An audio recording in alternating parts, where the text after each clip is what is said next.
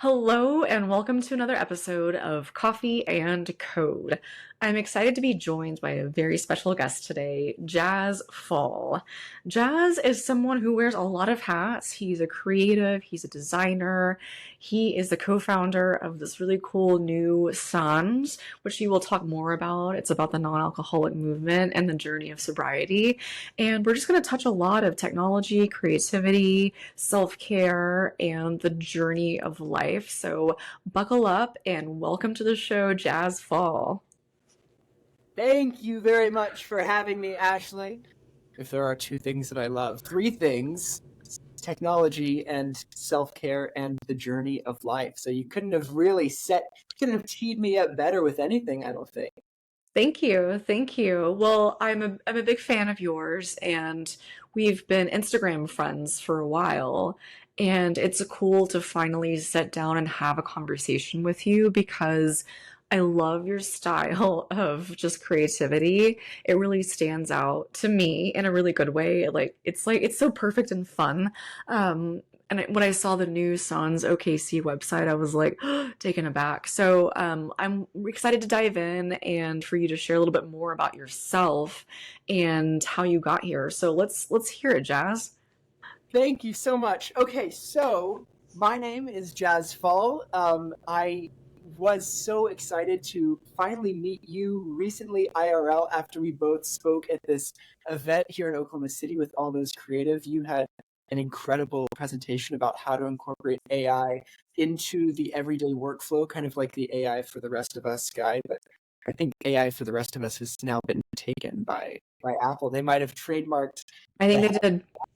but it was so great getting to finally connect with you and to then be able to come on and do this podcast is it's an honor. I'm excited to be here. I can start by telling you a little bit about my background, telling the audience a little bit about my background, and then we can kind of dig into some recent stuff that's been going on in the world as we both have very many ideas and takes on things, I think, and we can talk a little bit about what we've been up to. Maybe start with that. Yeah, let's dive in. Let's dive in. And as the time we're recording, WWDC has happened.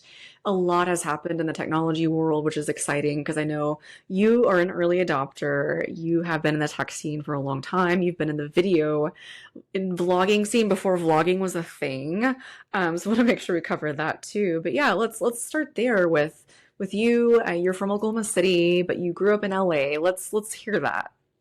When I grew up in LA, and until very recently, my name was, and has been Jackson Greathouse Fall. It's a long name. It's a cool name. Greathouse being my mom's maiden name. If you try to steal my identity, good luck. I don't use that as any of my security. My mom is Greathouse, and so that was my middle name. I always thought it was really cool. But when I used it on the internet, Mhm. people would always ask me, "Oh yeah, it's a crazy cool name. Like, how did you come up with that one?" No, I didn't make it up. Like, that's my actual name. Like, why would I make up Great House? And then I thought, if people are going to just assume that my name is completely fabricated, then maybe I could tailor it a little bit. And my family has always called me Jazz because when I was a kid, my dear cousin Conrad, uh, bless his heart, as we say in the Midwest, couldn't pronounce Jackson. It's a little kid, so he called me Jazzkin. Jazz. Oh, that's so cute. And I would get so angry and say, "My name is Jackson," and get so tangled up about this. But it caught on in my head. So I went jazz. And I never really considered it. I'd always been jazzy at karaoke. So if you'd ever crossed me on the Cookies karaoke, I was jazzy. But I wanted to kind of rebrand this year. And with that came, a 2-syllable, 4-letter on each name, Jazz Fall. Easy to stack, easy to design. My background is and always has been in graphic design. It's kind of how I got my start in this whole world. And so, an easy to brand name has always been something that I've wanted. And so, call me Jazz, call me Jackson, call me Jazzkin if you're my cousin, and I'll answer to just about anything. I grew up in Los Angeles, moved to Oklahoma City when I was 12 years old. I've always loved technology. I was so fortunate at a young age to go to a school that had a 1-to-1 iBook program. If anyone remembers the iBook G4s, Oh my gosh, the coolest. the 12-inch, not the clamshells, but the 12-inch polycarbonates. I got my start. We had the Adobe Suite installed on those, and I learned, how to customize my free webs page on in Dreamweaver. And I Yes, remember my Dreamweaver. website that I ever made. And this is something that I haven't ever shared because it was something I was just thinking about yesterday. I was like, what was the first website that I ever made? And I That is so remember cool. remember those yellow Live Strong Oh, bracelets? 100%. Yes. So I had the website wearyellowbands.com. It was basically like I was into this like fad trend of the Livestrong bracelets that Lance Armstrong. Okay. And so like I wasn't I think I was just like missed opportunity to like get some affiliate cash going on here. But Totally. I was basically showing like info on the lifestyle as like I was 8 years old when I made this. And Wow. out to the website where you could buy it. I remember I had completely forgotten. I remembered like making a tiled background that was like the Yes. yellow bracelet, like X and Y tile. It was it was not great design probably, but it was how I learned how to write HTML code. Got my whole start in all of this. When I was 12 and moved to Oklahoma though, I had this feeling of removal from this world that I loved so much, this tech world. I felt like even though it wasn't something that I was directly integrated with at age 12, it was something that I wanted to be part of. And moving to Oklahoma at that age felt like the end of the world. I mean, my mom's family was from here. And so it really felt like I was being taken someplace that I didn't know, didn't really feel like myself. Age 12, you've got a lot of like interpersonal and like, you know, personality changes going on as is already. And so I felt removed from everything. And I started watching a lot of video podcasts. I watched Geek Brief TV with Callie Lewis, and Dignation with Kevin Rose and Alex Albrecht, and Tech TV with Veronica Belmont, and all these people that were my idols, my absolute idols. And a lot of them are still in the game. Like Justine just did an interview with Tim Cook at I saw WWE. that. And like So she freaking cool. in this since the mid 2000s, and like so to follow these people was as a kid, like these were my influencers, like that was Yeah. looked up to. And so what does a 12-year-old do to like to feel like he's part of this world? Is I started my own video podcast, and I went on Twitter, and I've been on Twitter for more than half my life, now at this point, well over half my life. I joined Twitter in 2008, and I would Nice. go on and insert myself into conversations and ask my idols, these like celebrities in my eyes, these founders and podcasters, to come on my show. And I'd caveat it with like, hey, I'm 12 years old, like, don't you want to come on a kids video podcast? Like, isn't that what a fun novelty thing that is? And so they did, and or sometimes they did. Kevin Rose never did. I'm still waiting on him to text me back. But Callie Lewis on, and Gary Vaynerchuk, and all these people that I really admire and still do. That was how I came into this world. But back then, there was no easy hosting on YouTube. I mean, you had Blip TV and Daily Motion and all these websites, and YouTube was like really crappy quality and like not a viable hosting platform for people who were serious about making videos on the internet. So we had to find a way to host our own content. That led me to like learning WordPress and learning how to make themes and like hosting my own website. I remember I bought my domain name on GoDaddy. Wow. TV, ITHREAK. Like I let the iPhone and the freak, and like I was a freak about it. And Oh, that's great. that was my thing. And Do you so still have that? no, I don't have a name. I used to have at iFreak on Twitter, and then I'm glad I changed to Jackson Fall, and now I'm at Jazz Fall on Twitter. Okay, perfect. The multitudes that we contain, Ashley. It's Right. a real thing. But that was it. I wanted to be in the tech world since I was younger than I can remember. I've always been deeply passionate about not just new technology and emerging trends, but the founders and the people who bring their visions into the world. I mean, it's that Steve Jobs quote, right? Like the people who are crazy enough to change it's like the people who think that they are crazy enough I'm going to say it one more time and I'm going to get it right the third time. The Steve Jobs quote that says that the people who are crazy enough to think that they can change the world are usually the ones who do. And I've always been Yes, obsessed with that founder mindset that, like, this is insane. I know it's insane and I'm going to do it anyway. So my absolutely. led me down a meandering road of working in-house in startups when I was 17 and I dropped out of high school. The first thing I did was I moved right to San Francisco and I, inserted myself into that world just like I did the online version of it when I was 13. It's weird to think that was only 4 years later. I mean, when you're a kid, when you're a teenager, Wow, 13 to 17 feels like an eternity. it Now does. I think like 40 years is nothing. It's gone by like that. Hmm. But I was so excited to move out to San Francisco and to work in-house in different startups. I was, the first designer in an early stage startup. I worked freelance as a fundraising consultant and branding designer. As a product designer, I ended up starting my own company with a couple of my roommates at the time. We went through an accelerator called Boost VC for a startup, WealthCoin, which was a Bitcoin-backed wealth management and kind of investing platform. So if Hmm. you live in the country and didn't have access to modern banking, this is back in 2014, we were using Bitcoin as a denomination to price these investments in, something that was like totally unheard of. And the truth is, like, if you hear this, and that's like a free idea. If someone wants to go out and like price contracts for difference denominated in Bitcoin and track the contracts of like stocks and ETFs and things, that's a great that's a Wealthfront or Betterment. I think it's a great business idea. Did not pan out. No one really understood what the hell we were doing back in 2014, but it was a great experience. It was super fun. And like that was my intro into this whole world.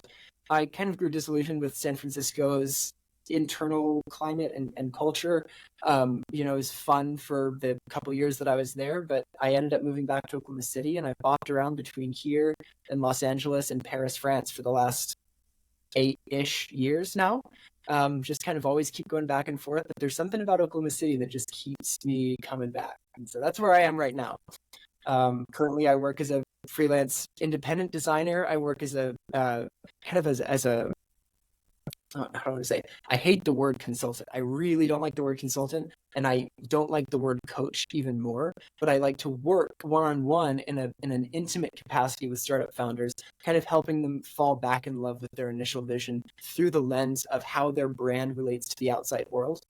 Um, I'm just going to keep going on this tangent and rambling a little bit longer until you cut me off. But the thing that I love the most about these founders is that this crazy enough to think that they can change the world mindset means that you have 100% of this vision in your head.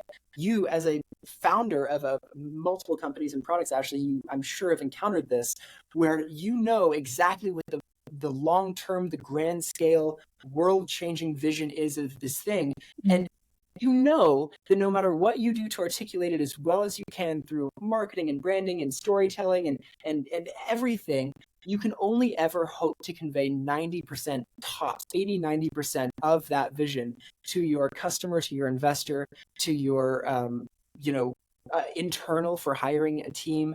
90% of the vision is incredible, but the work that I love to do is if I can decrease that gap, if I can bridge that gap between 90 and 100% and help the founder more accurately articulate why they loved their vision and why they got into this thing in the first place, that's the kind of work that I really love to do right now.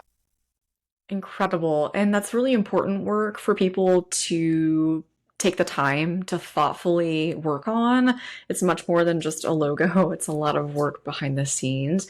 But I wanted to pull the thread a little bit about what you mentioned about the tech culture. I can't imagine being there in San Francisco at the heart of it. And I'm sure there's an expectation to do this, do that. So, can you talk a little bit about that journey? Because it's really important for how you created Sans. Yeah, absolutely. I mean, there's something magical about San Francisco that in the whole Bay Area, in the hustle culture, for lack of a better word. I mean, it is very, very inspiring. It is hard to be there and be as passionate and in love with new, cutting edge technology as I am and to not get, inspired and invigorated by it. It's a very, very inspiring place.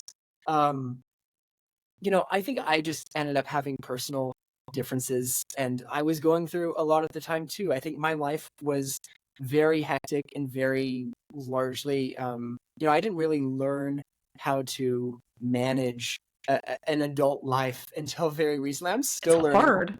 an adult life. So I showed up there and like, you know, I'm all over the place, but I'm 18 years old and I'm living with people in their mid 20s to early 30s. So I'm constantly comparing myself and getting Wow. my head and like, um, you know, I think ultimately what drew me away from San Francisco is I have a really hard time, and this is so like just personal me. It was like I have a hard time decoupling myself from like seeing what's going on in the outside world, and if I'm seeing, someone standing in the middle of an intersection with like a sign saying now accepting any acts of kindness from me on in like an Uber, like it's just it's hard to see that. And you see it everywhere in San Francisco. I see it more in San Francisco more than any other city. And I don't know if it's changed now. It's actually been like 6 years since I've been back there. I hear a lot of people are moving back there. I hear that the city is kind of on its own up and up, but it was energetically a big weight for me to deal with in my own life. And I couldn't crack it anymore. I couldn't do it. I I don't regret leaving San Francisco because I feel like it could have changed me in a way that I don't really know what that would have looked like. And I'm grateful for the time that I got to spend there. And just, I have fond memories of hanging out at like 2 o'clock in the morning at my friend's office building and like going up on the roof and like talking about, where the future of autonomous agents is going back in like 2015 and like, talking about all these things that we knew were going to happen and then getting to see it all come true over the next decade has been awesome. And just like hacking, like, Yeah. oh, get together and hack. And like this is a thing that we would do. It's like get together and just like build something. Like, Hmm. oh, what idea have you had recently? Great, let's make it happen.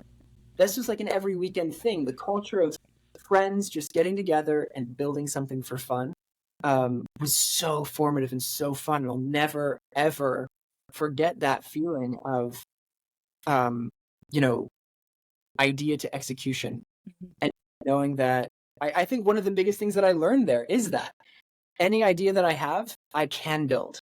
It's of how much time I want to spend on it. And now, 2024, we've got the tools to bridge that gap even more, more precisely with even more allowance for artistic liberty on the founder's part. I'm not a coder. That's not my thing. I'm a designer, right?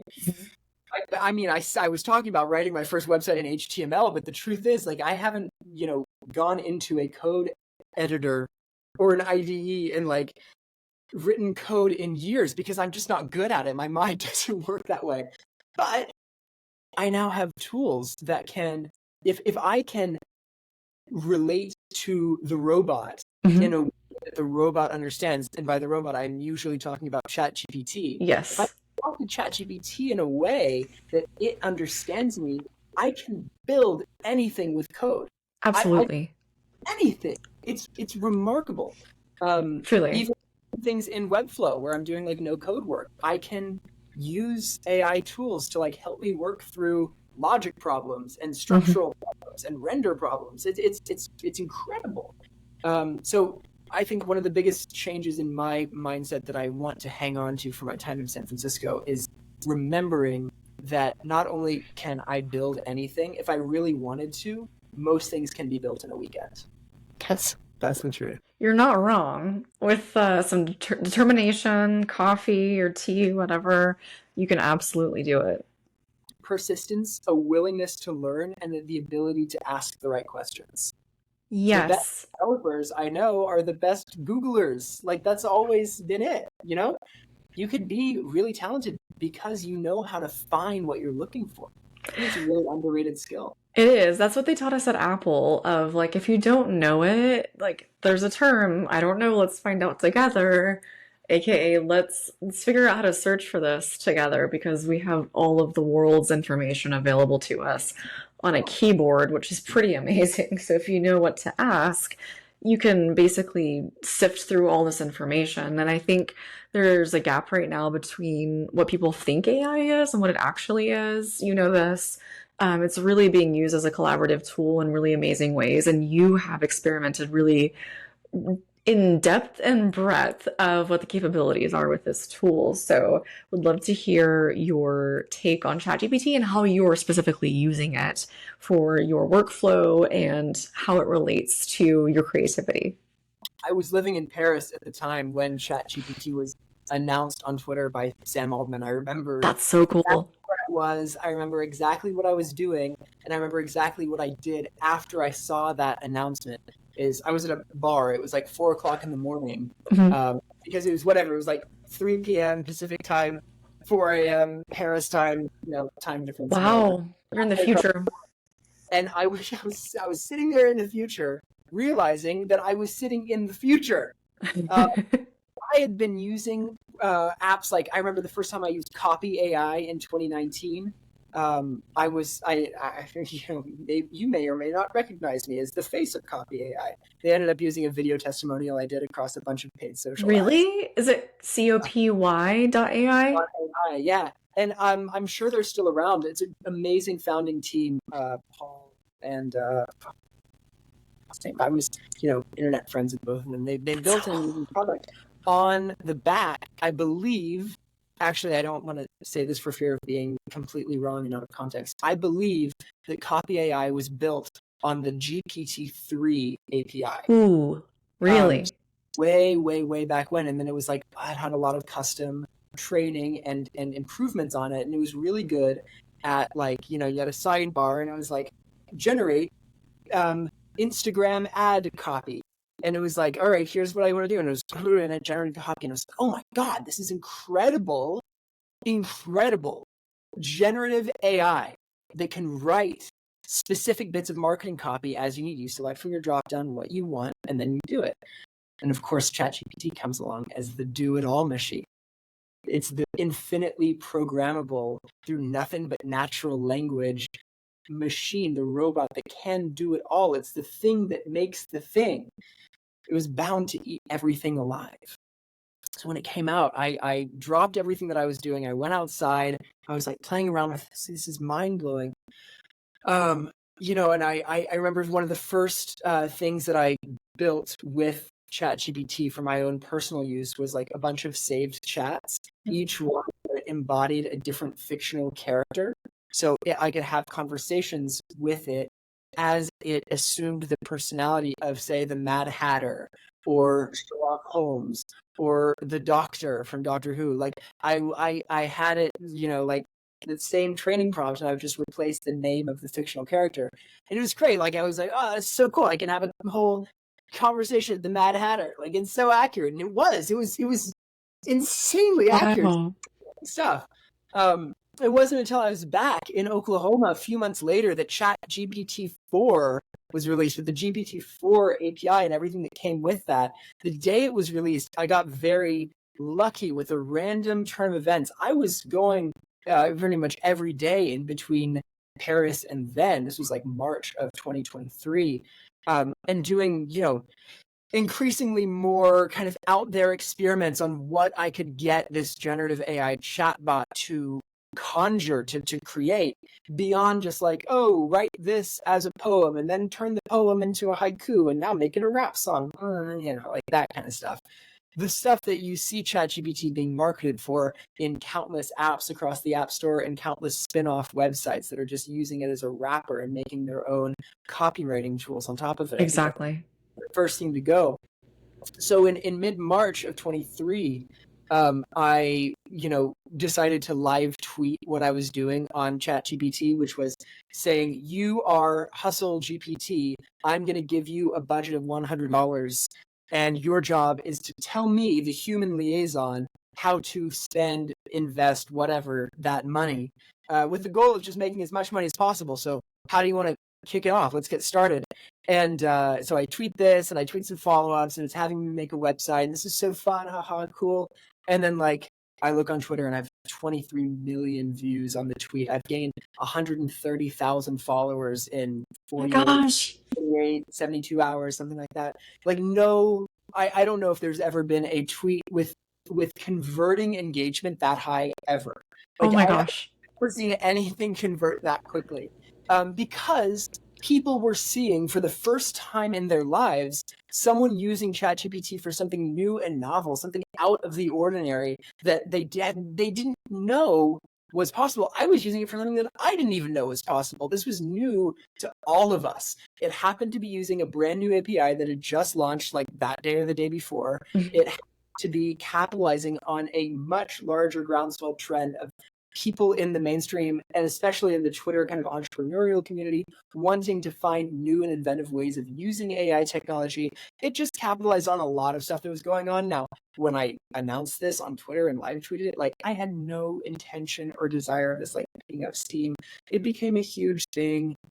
And the truth is, what happened after, I still kind of like have whiplash from and grapple with, was that I ended up going on not just podcasts or doing like newspaper and online blog interviews, but I was going on live TV. I was on CNN on live TV for the first time in my life. That's so And cool. about not just my involvement with AI, but what my perspective on what I thought was happening in the world at large on a much larger trend scale, what the new advent of generative AI meant for individuals and for small businesses and for larger startups. Like, what was really going on here? Because this is, a year and some change ago. We still didn't really know, like, is this AGI? Is this gonna end the world? And, all this stuff. And so I got to play the role of, the AI soothsayer. Like, I was someone who was able to take a lighthearted and creative approach to how, an individual can use this technology beyond just the kind of the obvious text manipulation work, and to have it be a sort of creative back and forth partner that can learn more about you as you go and as you build context, how, the addition of AI in a day-to-day workflow can improve by an order of magnitude greater than having, say, a one human assistant. It's like the equivalent of having a whole team of incredibly creative, but also like kind of stupid people. And it's like it sits somewhere in between, like a person and an expert, or like it's what am I trying to say is that I think ultimately it can fill any role that you design for it within reason of human moderation and human administration. Like, we are not yet at a point where this is going to literally run our business and take $100 and turn it into millions of dollars, even though thousands of people who saw the tweet tried, and some succeeded and some built businesses and some, gave up, and, everyone had a different experience with it. I think that experiment in and of itself is testament to the idea that it is still very much about the person in the driver's seat. Ooh, I don't know if I thought or said this before. The reason that thousands of people emulated my experiment perfectly, line for line, with the prompt. I've shared the original prompt. People went out and copied and used it. The reason that some businesses or projects that were started with this were more successful than others came down to the person running the show. At the end of the day, it's still about the person. So I got to go and talk about that kind of stuff, and I love How did that talking. feel? How did it feel?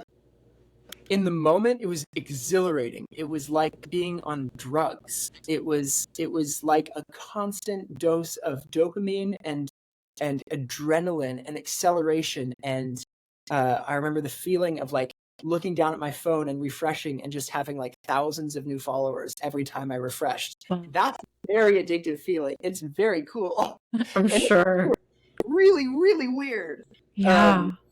But the truth is, when it wore off, I very quickly spiraled, and I went into a very self-critical and reflective of my own inner world as it was before all this happened. Came back with a vengeance. That's to say that before all of this publicly facing AI stuff that I had been tinkering with exploded in the public eye, my life in the 3 months between leaving Paris and coming back to Oklahoma City was very, very tenuous. I've been grappling with untreated alcoholism and drug addiction and all sorts of like personal turmoil that I wasn't sharing publicly with anyone because, it's the kind of thing that you hide. It just, that was my approach is I thought that I could manage what I considered functional alcoholism, which is a total lie. There's no such thing. And somehow still be able to like live a haha, hey, here I am life.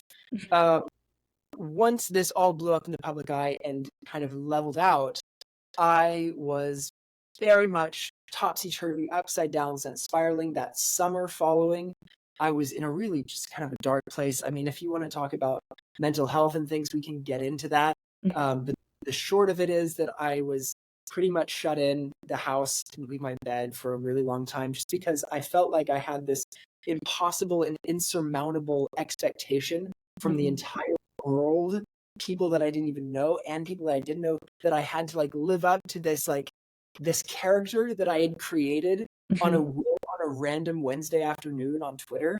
Then it just become this thing. I had become this person, and I felt like I couldn't keep up with that.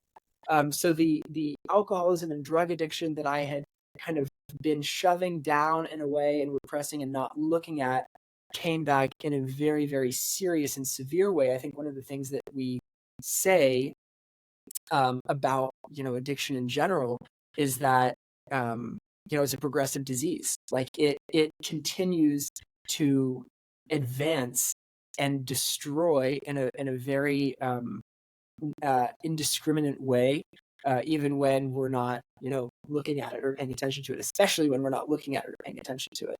That summer was a really difficult time for me.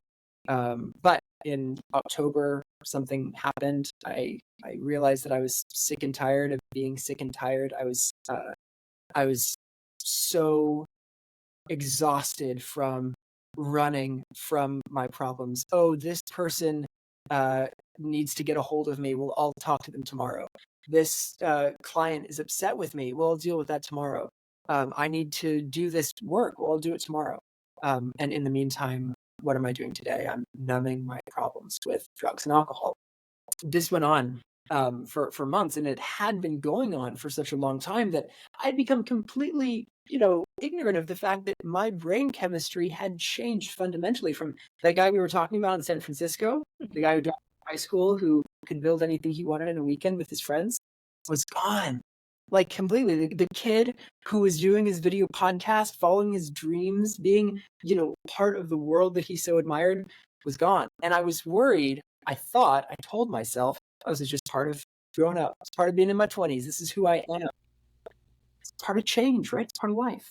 What I didn't realize is that there were chemicals that I was ingesting to numb myself every single day in large amounts. And that was changing how my brain processed not only the world outside of me, but also my internal world.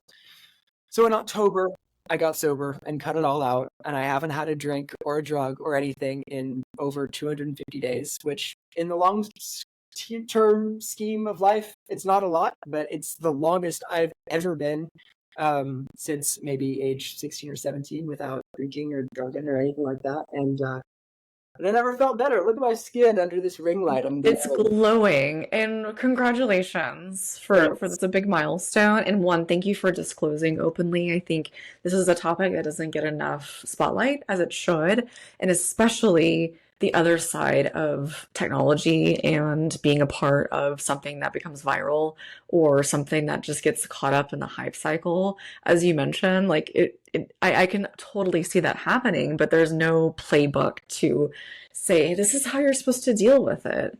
And of course, social media is inherently designed to make us want to stay on it. It's a business. It wants to serve up more ads. So I think it's important to touch on that, the mental health aspect of trying to find balance between your technology and yourself, because it can be easy to become intertwined in that ego and identity of what you've presented online. And now you've convinced yourself that you're that thing and that person. but then it's just there's some dissonance there. So I applaud you for taking the time to really understand what it is that you need for you to be the best version of yourself moving forward. Yeah, I think there's still a lot of, conscious unlearning and consciously like rewriting. I have to wake up in the mirror every day and tell myself, I have to look at myself and say that I forgive me for a lot of things. And for a long time, I, didn't believe it. Still don't some days, and that's okay. That's the difference, is that it becomes easier to believe myself a little bit more every single day. And it becomes easier to forgive myself and let go of, you know, those things that I did for a long time, those patterns that I repeated for a long time. And ultimately what's happened has happened has happened. And all I can do now is try to, recognize that, make amends wherever I can, and just do better in each day. And that's, I guess that's, addict or not, that's just kind of a good playbook for life, I think. But it's true, they don't give you a playbook on how to go viral and handle it gracefully. That was something that I wish that I had.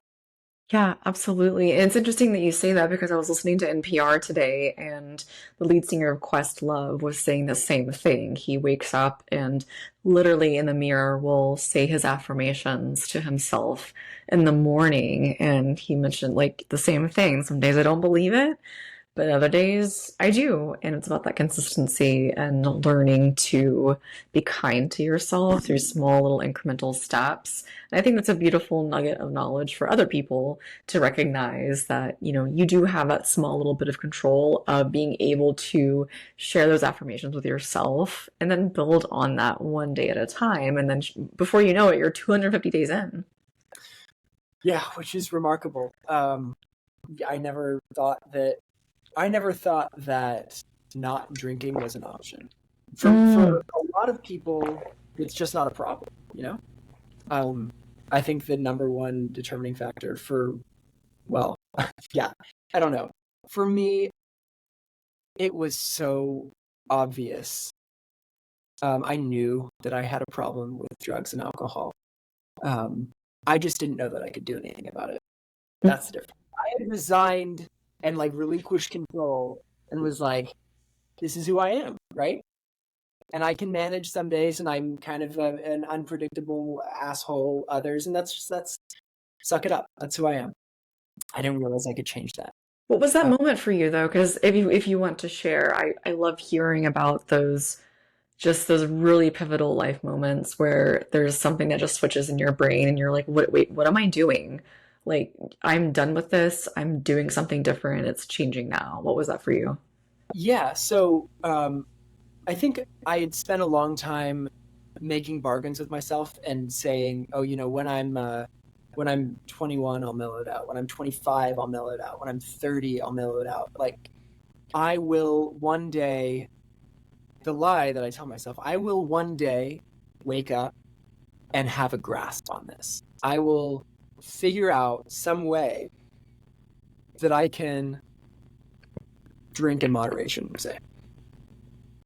I will eventually learn some trick that I see everyone else has figured out. Like I know that it's possible because I see you and you and you are able to go out and have one glass of wine and then go home and then like that's it. Like that's cool. I want to be able to do that. But then I realized like, and it really was like nothing and then all at once. That I will never figure that out. I'm 20, I was 27, I'm 28 now. Like if by the age 27 I haven't developed the the faculties necessary to moderate um something as base as how I interact with alcohol, if I haven't developed and cultivated the ability to do this now, then what delusional part of myself makes me believe that one day I will be able to? Like, what do I not know now that I'm hoping to learn at some point? Like it just didn't add up, right? And I realized that my real take on those people and the joke that I tell about sobriety and about addiction and about alcoholism, because it's nothing if you can't joke about it. Yeah. I love people who can drink in moderation. If I could drink in moderation, I would do it all the time. Oh, that's my response. I know that if I'm drinking or if I have a drink, I'm not going to stop Mhm. until I'm passed out. That just, it is a predictable, linear A to B to C progression that has been repeated so many times. I was hanging out with some friends in Paris the other day. I was there for a Taylor Swift concert, That's so and I cool. old friends. And I said to my friend Juliet, I said, "Have you ever seen me? She's known me since I was 15. Have Wow. you ever seen me just have one beer?" She was like, "No, I haven't." It's like, exactly. And I've Oh, seen wow. you have just one beer a million times. Like, I know based off that, if nothing else, that there's something fundamentally different going on in how we relate to alcohol and the world. So that was it for me. Is I just realized that like if I haven't developed the faculties and abilities at age 27, I'm delusional to think that someday I'm going to wake up and have this game beat. Like I'm going to have it all figured out. Like that's just not, it's not real. It's delusional. It was insanity and it was unmanageability. And I realized that I was absolutely powerless, is giving up, like sign off, goodbye, G2G, I am AFK once I have one drink. So all I can do now is remember that. Like, don't forget that because it will be bad no matter what. Like, if I have one drink, bad things usually happen both physically to me, like I broke my elbow, Oh my gosh. I didn't know that. blackout drunk on a Lime scooter at 2 a.m. through the streets of Paris, not a great thing to do. Um, Wow. But, like this is the stuff, and then any normal person would be like, "Whoa, I should probably stop drinking or stop drinking so much." Like, it didn't phase me. I just like Hmm. kept going. That's the insanity. I kept going. Um, but oh, what was I saying? I lost my train of thought. Um, So going into that, how did that inspire you to co-create songs? Because I think huh. that's a really good connection to kind of share something beautiful that came out of this transition in your life. Since I've been back in Oklahoma City, I've reconnected with some old friends who are also sober, which is super exciting to have this kind of social network here. It's amazing to know that it exists. It feels like you're not alone. There's an amazing recovery community in the city. Like, I don't know what is in the water or something. A great recovery community here. We are also social beings. We're social people. I love going out. I love the conviviality that comes with being in a public place with food, and usually drinks are part of that. And it sucks having to go out and like order fizzy water with lime in it over and over. Like it's great, but we want more engaging and inventive options. um you know it's not like we just drank for effect to get blackout all the time. Like Mhm. drinking has a level of like inventiveness and creativity and art to Mhm. it, when done right. Key point there being when done right. When done right. Finding a world of very exciting zero proof bevies, ZPBs, as we so lovingly call them at Sands, has been a very, very eye opening process for me.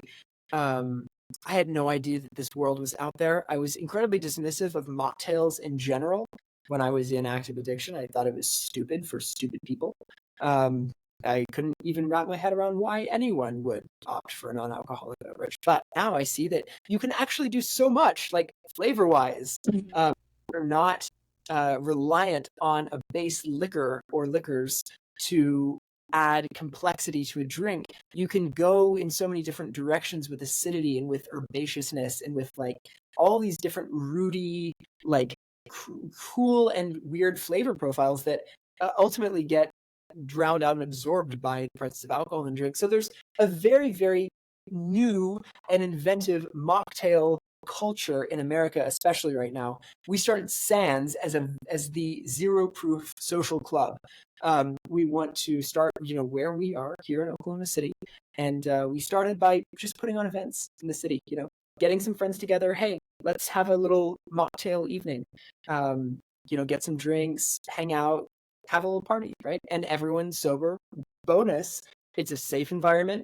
It's a clear-headed and lucid environment where we can connect authentically, like be ourselves. Fantastic. All the fun of going out without all the not so fun stuff. Mm-hmm. It was great for us. Since then, we've grown this as a business outside of just putting on events, but collaborating with both national brands who are beverage producers and doing really fun and engaging brand activations on both small and bigger scales in Oklahoma City, where we are, again, physically based. To the point of now what we're getting ready for at the end of June is we get to be the exclusive NA provider. We get to be the ZPD plug on the city for Pride. We get to, That's exciting. Did I not tell you that? No, I had no idea. That's so freaking cool. Congratulations. This month in June, Sands will be downtown OKC at Scissortail Park. And I apologize to all of your international and non-Oklahoma listeners, because this is where we get a little bit local in our conversation. But we get to set up and be the first ever non-alcoholic dedicated booth, tent, whatever, at a major local festival. I mean, we're expecting 45,000 people to come by. So we have really great partners who are national brands based in New York and Chicago. And one of them is based also New York, I think, but their founder has Oklahoma roots. Okay. Some really, really exciting stuff. They're sending us a bunch of product. We get to give it to the city. That's great. Show. So this is one of my favorite things, is being that connector. Again, it goes back to just being a connector. Ooh, yes. Finding great products out there, great founder-driven brands, and turning them on to new audiences. To me, that's the most exciting thing ever. SANS stands for Socialize at New Standards. We're trying to elevate the standard. Boom. Oh my God. I had no idea. That is also so freaking cool. Yeah, it's Fred's double entendre. This is where the branding one comes into it. So when Miranda, my friend who I started this with, texted me, she was like, "Oh yeah, let's do a little mocktail party." Great idea. 2 hours later, it's okay, here's our logo, here's our name. I got a domain. We're good on Instagram. First month we did 11,000 unique reach on Instagram off our reels and things. What we're realizing is, and we're rolling out a menu program to bars and restaurants around the country. So for a monthly fee, we're doing quarterly menu boxes where we'll send you curated, rotating seasonal mocktail lists that are developed by some actual amazing mixologists and bartenders who are specialized in the non-alcoholic space. You log on every 4 months, every quarter, as a bar or restaurant, you get a list of 5 new mocktails. Ooh, you get nice. Super well produced. Here's how it gets made. Here's how you mix the drink. Here's how you serve it. Here's how you garnish it. And then one-click order, and here's your box with all the supplies to make those drinks at your bar. I think what we're realizing is there's a huge, huge trend and movement around diversifying a menu's options, inclusivity, mindfulness, being able to cater to people from all kinds of different backgrounds. You don't know if they're recovering addicts or if they just feel like taking a night off, or if they're pregnant or whatever. There's so many reasons why someone might choose not to drink. You might be 12 years old and wanting to loosen up before your video and podcast. It could be anything. But the truth is, if you are a bar or restaurant opening or operating in 2024 and you don't have the same attention to detail on your zero proof list as you do on your craft cocktail list, you are leaving tens of thousands, hundreds of thousands of dollars a month in revenue on the table. Full stop. So if we can come in and offer a super curated, easy, affordable subscription that gets you everything that you need to have a same kind of level of curation in your menu as your craft cocktails, as your beer and wine list, then that is a win in our books. At Sands, we have a decision-making razor, a guiding process to any internal major business decision that we make.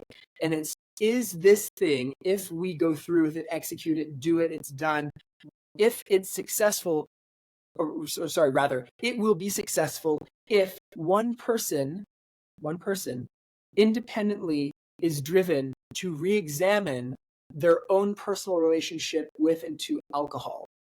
If we can cause one person to have a moment of self-reflectivity around their relationship with alcohol, then that is cause enough to do it at sense.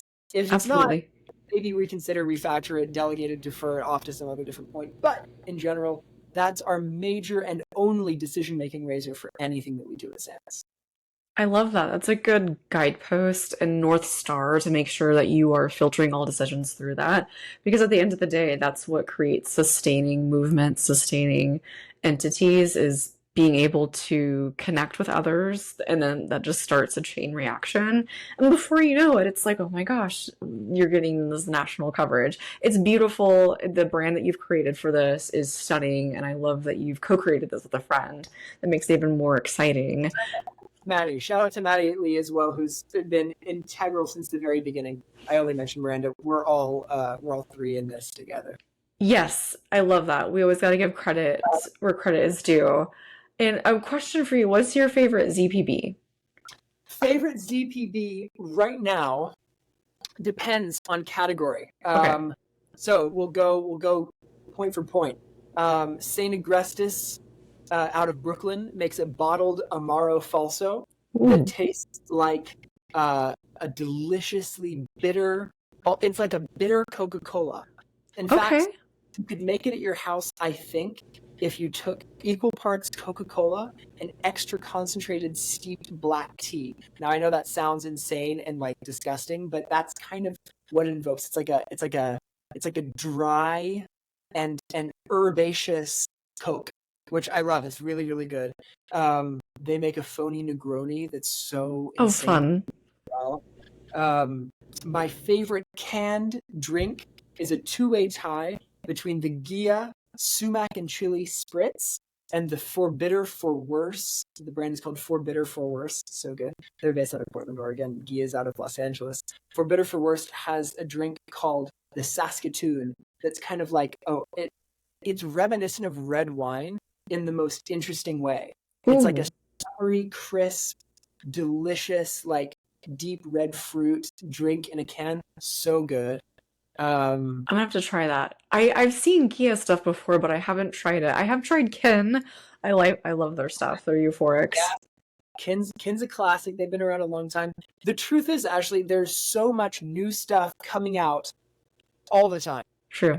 So, part of my job gets to be meeting with founders, the creators of these ready to drink brands, cans or bottles to mix into mocktails, or alcohol removed wines or non alcoholic beers, or any of these products. Like just the other day, I was connected to someone down in Austin, Texas with a company called Breeze, and they make these really interesting, like functional social tonics. So it's the idea you're out at a party, you want to be kind of social, but you don't want to be drinking. You're not smoking weed.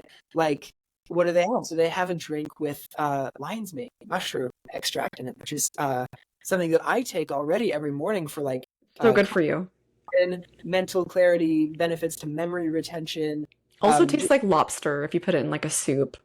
A It great tastes meat. like It tastes like lobster if you put it in a soup. It's a great meat replacement if you were a vegetarian. I Yeah. see the Whole Foods, and I always wonder what people are eating it with. Ooh, a little lion's mane, like poached with some saffron and a cream sauce. That sounds so good. Uh, Yes.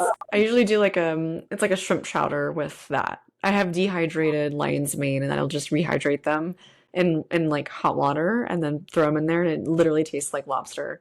But the that fresh one is always much better. that's crazy. Do you feel like smarter after you eat it? 100%. I feel Yeah. magical. So I take the mushrooms already in like capsule form every day, and Hmm. that those capsules taste like chocolate. I don't know what's going on with that, but That's cool. neither here nor there. I got, a shipment of Breeze in the mail from this founder who I was meeting with, who we might be working with at Pride. Now that I've done this podcast, basically I'm hard launching it. So, That's Blake, exciting. well, Yay. Blake, if you hear this, now we've got to actually partner up on this. I haven't made an ask yet. We'll see. I Yes. do at Sands, we try to do like a weekly park hang. So if you're in Oklahoma City, follow us on Instagram at sands.okc. We'll go to the park, we'll meet up at Edgemere usually, and just bring extras of whatever stuff we've been sent that week. So we I always love get that. new stuff. And it's like, I'm not going to drink an entire 6-pack or case or whatever of these things that I get sent. So we invite some friends to the park, hang out. Usually it's at a few hours notice. So whoever shows up, and we Yes. get together and try it. And like, you know, it's just a fun way to engage our community a little bit in the city. I will be there. I love that because one, I love the concept of like, walking and having a nice beverage that's hydrating, but also as a business owner, you know this. It can be very isolating whenever you are in your own environment. You're doing your things, you're wearing the marketing hat, the business development hat, the accounting hat, you name it. So it's refreshing to have an outlet there where you don't have to justify why you're not drinking. It's just inherent that you're going to show up. But I think above all, it encourages that presence. It encourages everyone to be present in that moment and enjoy each other's company.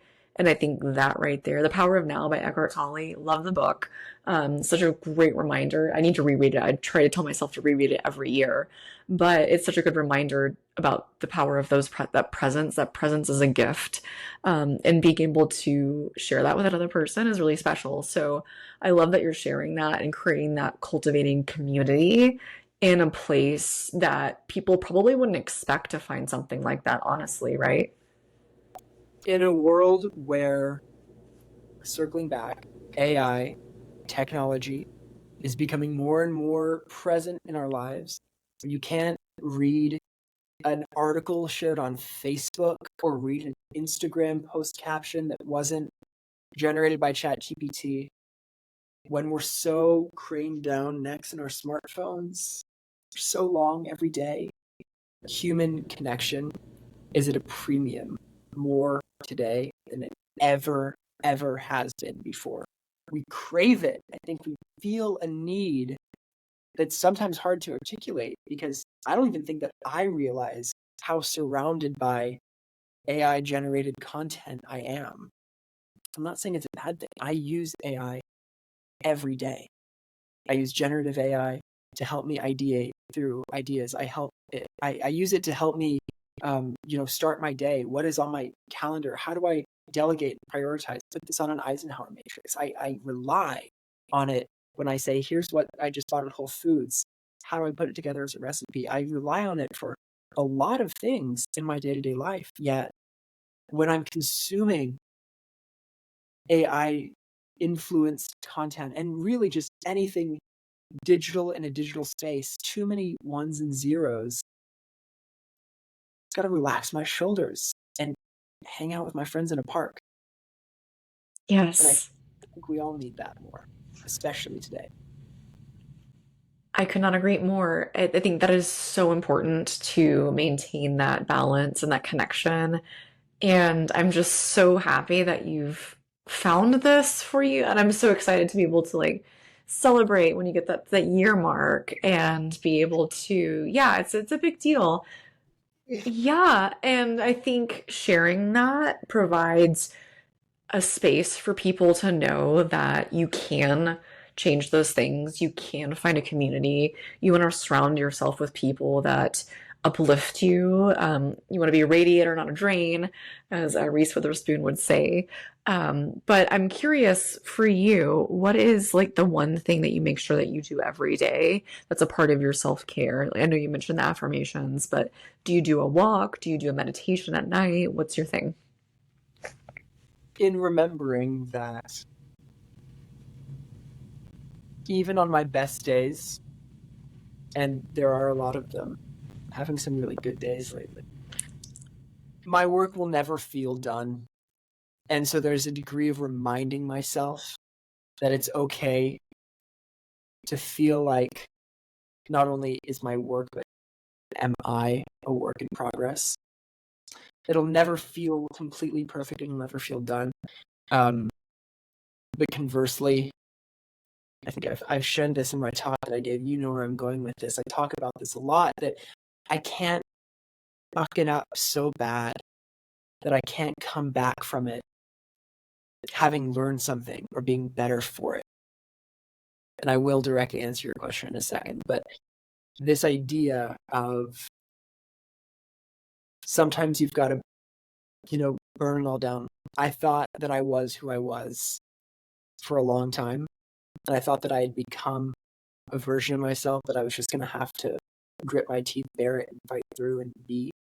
But I think that there's a beauty in forgiveness and remembering through relinquishing ideas that we hold a little too tightly of who we are, who we have to be, the expectations that other people put on us, the expectations that we put on ourselves, that we can, fold our hands and get new cards, that we can start over in a lot of ways.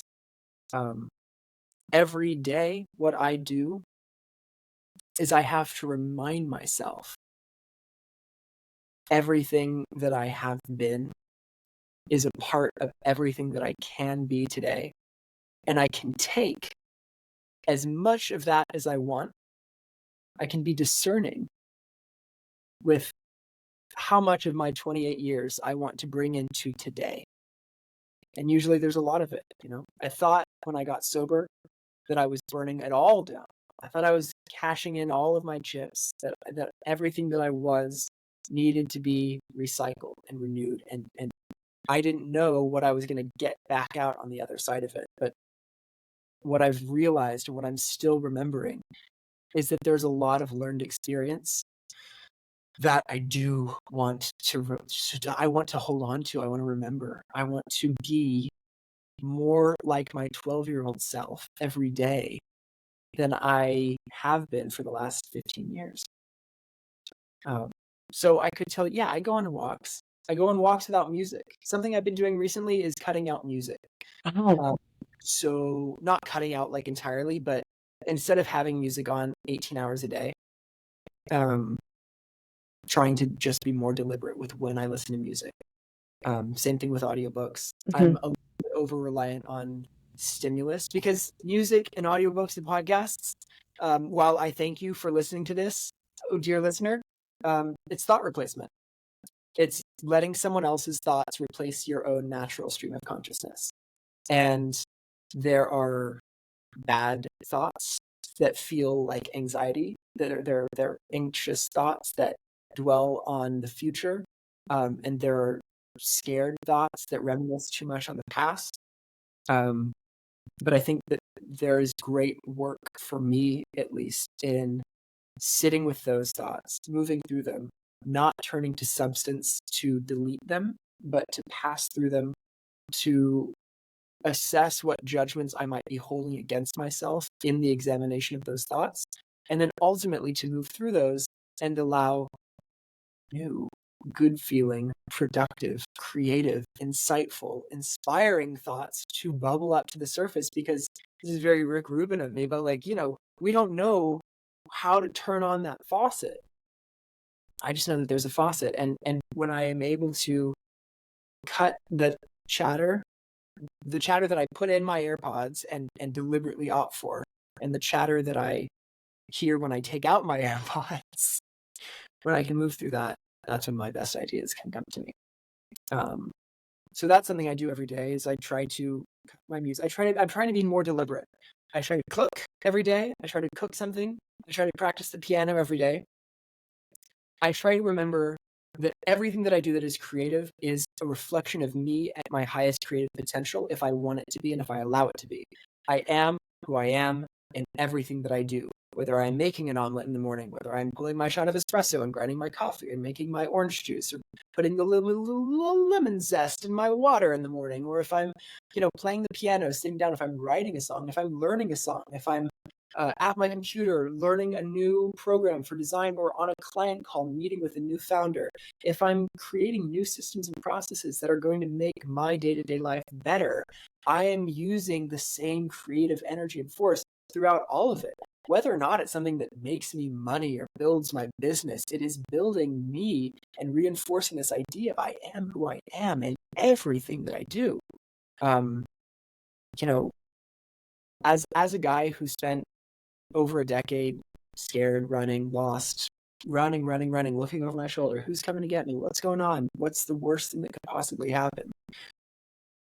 It feels really good to remember that there are parts of me, even still, that aren't all that bad. And to hold on to those, because they're kind of cool. And I kind of like who I am in a lot of ways. And so, yeah, just kind of doing things to remind me of that. I love that. And I really appreciated your talk at the event where we saw each other and both spoke because it was so personable, it was so authentic, and it was very just you share a really good narrative of how you started from point A to point where you are now. And doing that and adding your own personal flair to it, I think is really refreshing. So know that I think it's being communicated. What you're trying to communicate is being heard, I think is what I'm trying to say here. Cool. Thanks. Oh my goodness. Really, I do. Good, good. Because I know it's a wild place. It's a wild time to be alive. It's, being millennials, and we all deal with all of these things that people may see or may not see. But having those core things, those core tenets that you do for yourself that are, there as structures and also kind of a reinforcement to remind yourself, yes, you are worthy of that time that you take for it. I think it can be easy to let the first thing slip whenever we need to deprioritize, be ourselves. And it's like, oh my God, why would I deprioritize that when I need to prioritize that? So Yeah. it's about the journey. Yeah, absolutely. It's an everyday journey. It's taking life as best as I can in 24-hour increments. Because that's when I'm able to best affect the level of organizational control. I hate the word control. I'm trying to do less control-y things in my life, but 24 hours at a time, I'm able to manage. That's the truth. I love that. And my therapist tells me that too. Like the circle of control, just focus on what's in here. And the rest, serenity, acceptance. Yes, That's hard absolutely. But for that. Yeah. there's freedom in that though.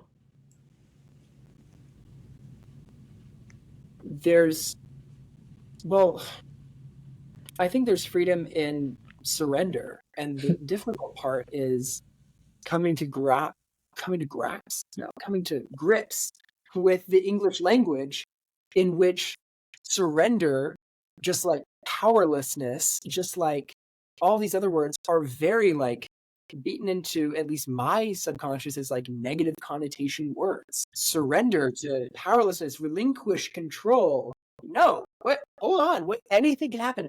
I'm unprotected if that happens. I'm vulnerable if I'm surrendering control of something. I don't have tension, but tension creates grip, and it creates suspension. It creates an area of stability.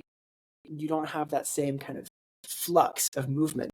And I'm not sure, what the implications of this are over a long period of time, but I think that there's something to be said for surrendering that need for control in all things, because yes, it allows,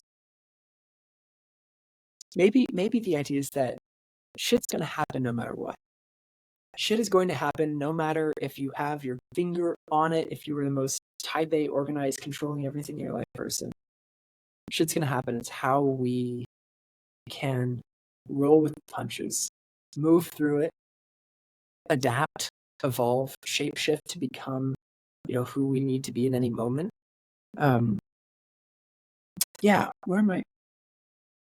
It also allows good things to happen. When you let go of that need for control, it's like, here's to this or something better. What if I can't conceptualize in my controlling world? I think I know what's best for me. I spent 28 years thinking that I knew best what my life needed. That was a lie. It was a lie that I told myself. Not only did I not know what was best for me, I was unable to even like dream of a future. I was unable, like, talk about manifesting your dream life.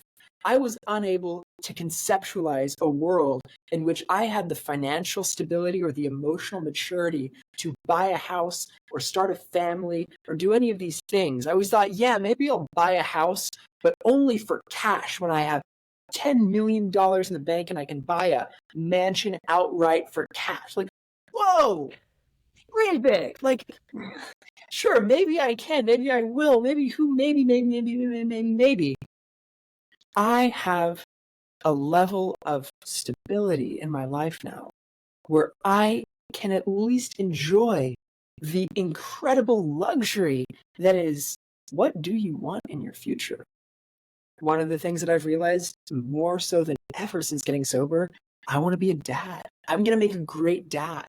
Like, I'm like, I've always loved kids, always like getting super well with kids, like, but I know I'm going to be a great dad someday. And that's one of those things that when I'm like, control, like, this is my life, go to Paris, like, this is, that was the kind of stuff that just became impossible to imagine. Impossible. And now I get to daydream about things that seem really normal, I think, to other people. It's like, oh yeah, you're gonna buy a house someday and have a family. Like, welcome to living in planet Earth, idiot. But like, for me, that's the kind of stuff that I love. Being able to just dream a little bit and say, I don't know what's best for me. I don't know where my life is going.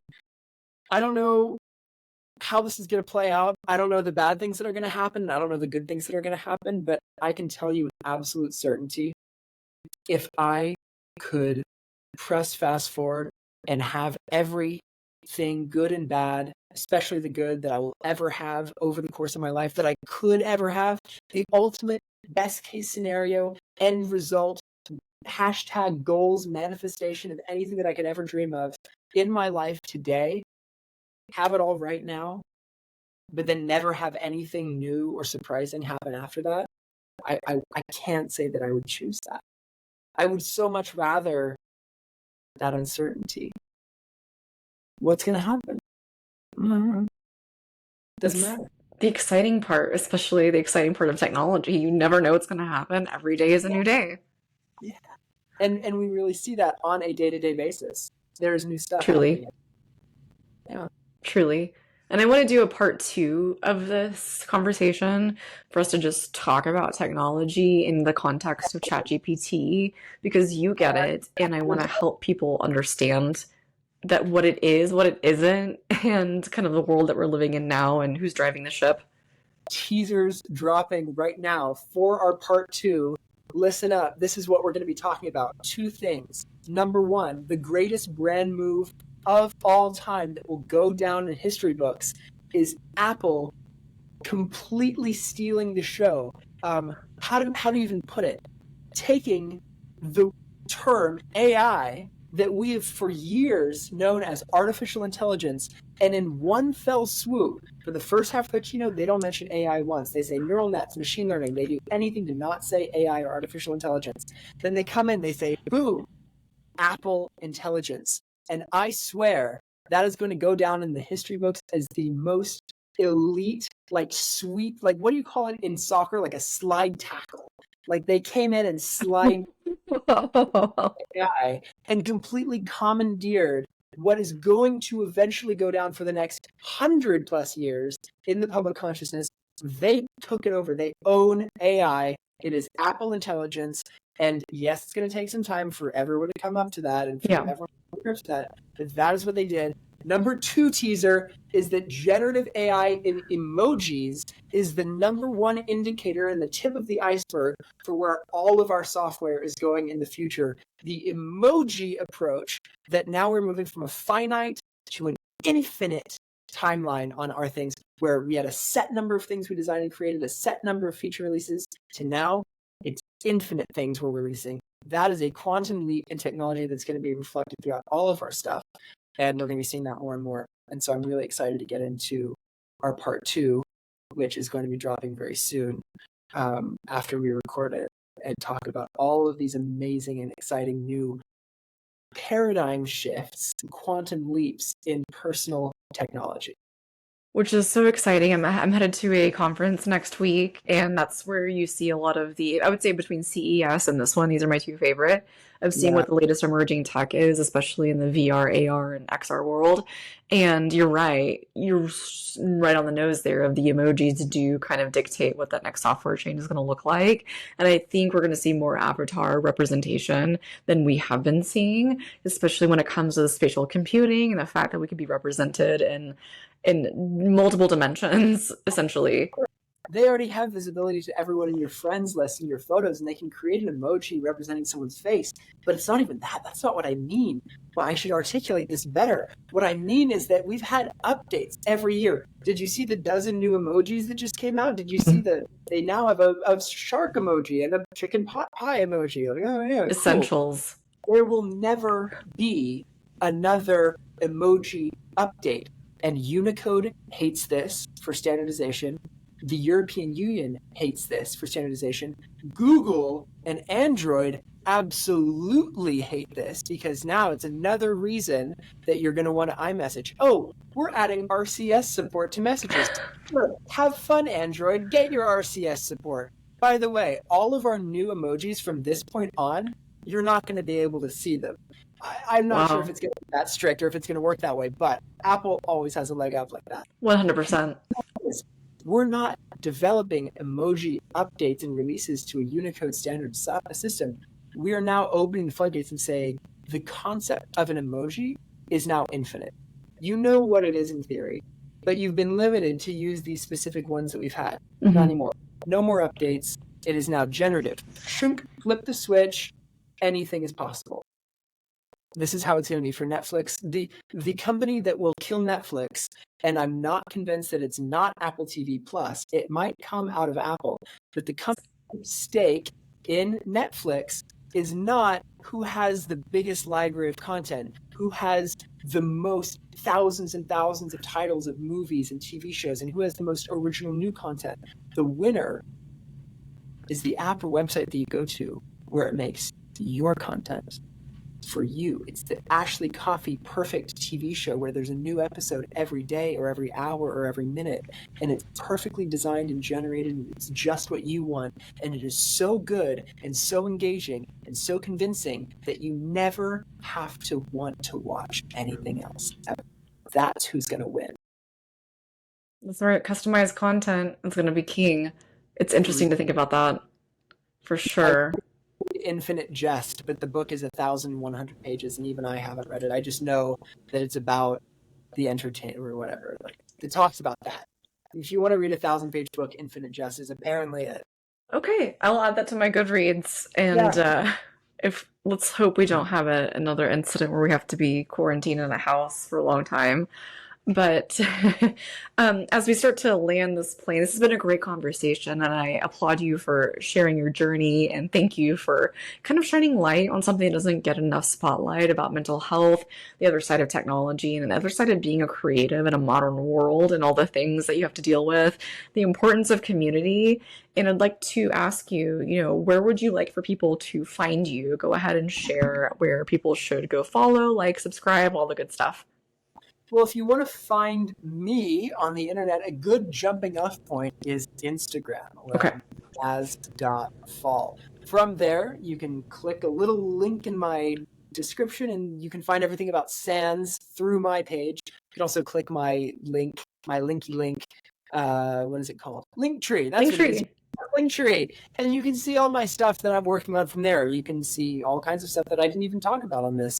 You can even press a button and book time on my calendar to talk to me face to face. If you really want to do that, I will totally do that with you. I love talking about all this kind of stuff. Ashley, this has been so great. Thank you so much for having me on.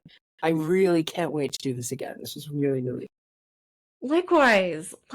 Thank you for everything, your energy, all of it. I'm excited to get this live, and thank you for taking another ride around the block when it comes to having this conversation. I think it was good timing. You didn't tell anyone, can I say? We lost audio from our first time. This is our second. If you wondered why why we both sound so great, especially me, why my message is so sharp and on it. So on it. Come on, practice, baby. This is not our first rodeo. This is round Yes. 2. Come on. All right. Yes. And I'm glad that you mentioned that because I was thinking about that on my drive from the gym to here is that things happen and I've been doing this for 4 years and things still happen as you experienced. I've been using a microphone. It's time to upgrade it and here we are and now we've got, the Scarlett. It was time, but there's just going to be stuff. You have to always be prepared for whatever happens. This is You made it happen. Thank you. Thank you. So if you're thinking of starting a podcast, just, think about all the things that go into it. It's not easy, but it's fulfilling when we have conversations like this and I'm able to share it with such a great audience. So if you're listening, don't forget to subscribe to be notified when new episodes go live. And I can't wait to have you on the show again. Jazz, thank you so much. Bada bing, bada boom.